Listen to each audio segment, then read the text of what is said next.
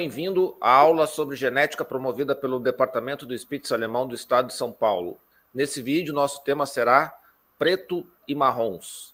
A nossa palestrante convidada será a Fabiana Michelsen de Andrade, bióloga com mestrado, doutorado e pós-doutorado em genética. Trabalha com aconselhamento genético de criadores de pequenos animais. É criadora do site geneticacanina.com, membro e pós-doutoranda do Grupo de Pesquisa em Melhoramento Genético Animal, Megagen, da Universidade Federal do Rio Grande do Sul, a URGS. Então, vamos lá. Fabiana, está contigo.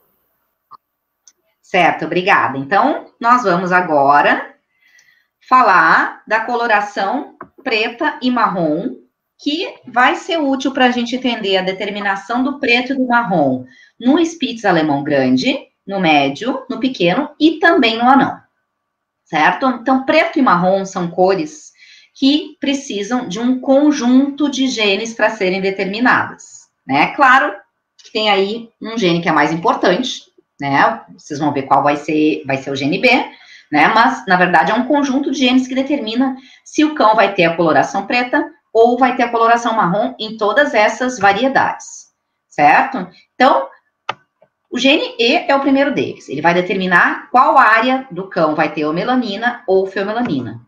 E no caso dos cães pretos e marrom, a gente vai ter todos eles tendo este tipo de gene aqui.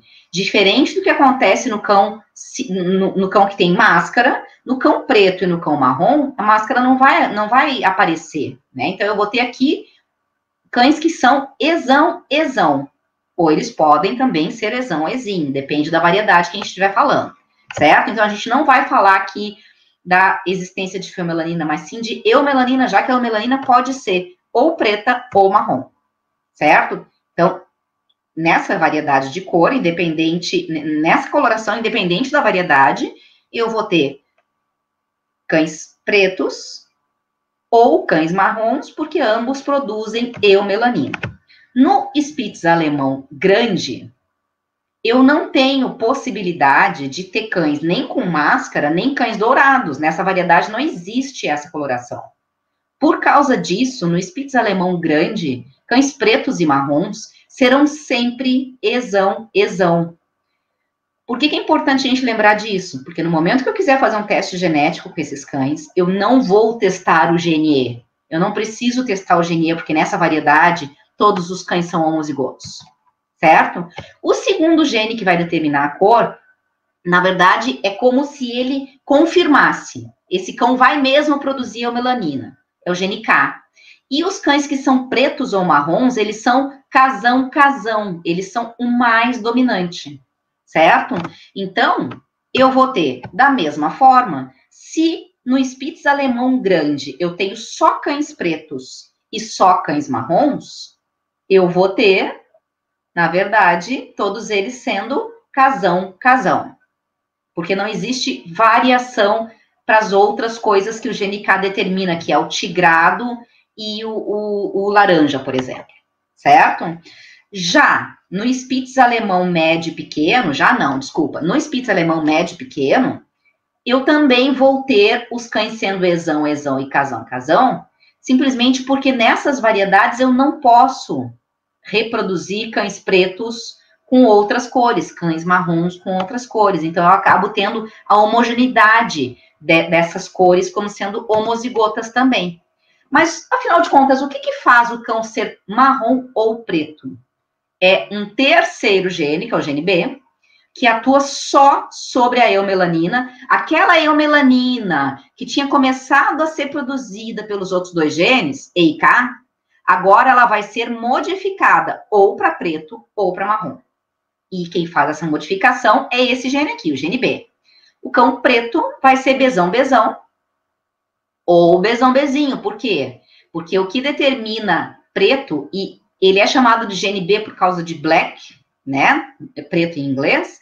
A gente vai ter aqui dominante, e aí o cão preto vai ser ou homozigoto ou heterozigoto. E o cão marrom? O cão marrom vai ser bezinho necessariamente. Uma coisa que é importante lembrar é que a gente está falando de eumelanina. A gente está falando do cão que tem eumelanina preta no pelo e a mesma eumelanina preta na trufa. Ou o cão que tem eumelanina marrom no pelo e a mesma eumelanina marrom na trufa. Certo? Então, como é que eu vou prever as cores nessas variedades de Spitz grande, médio e pequeno? E eu estou falando a mesma coisa para as três, simplesmente porque eu não posso, nos grandes não tem outras cores, a não ser o branco, e nos médios e nos pequenos, eu não posso reproduzir esses cães com as outras cores que existem na variedade. Então, nessas três variedades de tamanhos, eu vou ter o cão preto sendo homozigoto para os 3 genes, inclusive para o besão-besão, ou sendo heterozigoto para o gene B. Vejam, esses dois aqui, eu não estou mais questionando. Eu não preciso fazer um teste genético para saber sobre o gene E e sobre o gene K. Mas talvez eu precise fazer um teste genético para saber sobre o gene B, certo? E no marrom? No marrom, eu não preciso fazer teste genético de nenhum dos 3 genes. Porque o marrom continua sendo homozigoto para o gene E e para o gene K, e ele é homozigoto para o gene B, ele é Bzinho, Bzinho, ele é homozigoto recessivo, certo? Bom, se eu reproduzir, então, 2 cães pretos, tanto faz, eu estou falando da variedade grande, média ou pequena, se eu reproduzir os 2 cães pretos. Se esses 2 cães pretos forem homozigotos, algumas pessoas chamam de puro também, né? Se eles forem homozigotos, para preto, eu só vou ter filhotes pretos. Eu deixei de fora aqui o gene E e o gene K, porque ele é igual sempre nessas variedades, certo? Agora, se eu reproduzir 2 cães pretos e os 2 forem heterozigotos, e, de novo, muitos criadores chamam esses heterozigotos de fatorado para marrom, né? Porque ele tá ali, ó, ele tá portando o marrom, só ele não tá apresentando no fenótipo. Se eu reproduzo 2 cães pretos, eu posso ter pretos na minha prole, ou eu posso ter marrons, porque lembrem, cada animal só ganha uma dessas letrinhas. E qual letrinha vai para o filhote é aleatório. Então, esse preto aqui, ele ganhou Bzão do pai e Bzão da mãe. O marrom ganhou Bzinho do pai e Bzinho da mãe. Mas eu também posso ter um filhote preto que tenha recebido do pai Bzão e da mãe Bzinho. Certo? Então, esses 2 podem aparecer na minha ninhada, tá? E se eu reproduzir um cão preto com um cão marrom? Se o cão preto for homozigoto, eu só vou ter filhotes pretos, certo? Se ele for heterozigoto, eu posso ter os 2. Por último, se eu reproduzir 2 cães marrons, vejam, eu estou reproduzindo 2 cães com um fenótipo recessivo, com uma cor recessiva. Quando eu faço isso, eu só posso ter filhotes idênticos, certo? Então, como é que são os acasalamentos? Como é que é a orientação de acasalamentos para essas colorações nessas variedades? Nas variedades grande, média e pequena. A orientação é acasalar sempre o marrom com o preto ou o preto com o preto, certo? Isso tem 2 motivos, ou seja, vejam, a orientação é não acasalar marrom com marrom. Acasalar marrom com preto ou preto com preto, certo? Por quê? 2 motivos. Primeiro, pela preservação da cor preta, que é uma cor praticamente em extinção. E o segundo motivo é que uma parte dos cães marrons, eles acabam tendo a trufa muito despigmentada. A trufa já é marrom, já é mais clara do que o do cão preto. E em alguns cães, e não se sabe por que acontece em alguns e não outros, a gente vai ter a trufa despigmentada, que é o nariz Dudley, que acontece também no labrador e acontece também em outras raças, né? Então, por esses 2 motivos, a gente não quer produzir muito marrom. A gente quer tentar direcionar os acasalamentos para produzir mais preto, certo? Bom, então, nessas variedades, a diferença está só no gene B. Basta eu saber do gene B para saber o que eu vou ter na minha prole. Mas, e nos anões? Qual é a diferença dos anões? A mesma coisa se sugere com relação aos acasalamentos, quando eu penso em preto e marrom. Agora, Nos anões, é permitido acasalar o preto com qualquer outra cor. E nos anões tem muitas outras cores. O que acaba acontecendo, então, com os meus cães pretos, quando eu falo de Spitz alemão anão? Acaba acontecendo que eles podem ser assim, homozigotos para os trigêmeos, eles podem ser assim, ok? Como já podiam. Mas aqui para o GNK eles podem ter qualquer coisa, para o GNE eles podem ter qualquer coisa, ou seja, quando eu penso nessa mistura nos anões, eu acabo ficando sem uma previsão na minha prole, a não ser que eu faça teste genético. E agora, nos anões, eu vou precisar fazer teste genético do GNE, do GNK e também do GNB. Certo? Essa é a diferença nos Spitz alemão anão. Não é a maneira como a cor é determinada, mas sim os resultados dos acasalamentos. Certo? E uma última questão ainda sobre o preto é que eu apresentei aqui nesse vídeo um tipo de preto, que é o preto mais comum. Quando eu pego raças caninas de uma maneira geral, esse preto é o mais comum. É o preto, então, que é determinado pelo gene E, K e B. Certo? Agora, existe um segundo tipo de preto, que ainda não foi comprovado se existe no Spitz alemão, que é chamado de preto recessivo. Vejam que o que a gente viu nesse vídeo, a gente chama de dominante por causa do gene B. Mas o segundo tipo de preto, ele é determinado pelo gene A.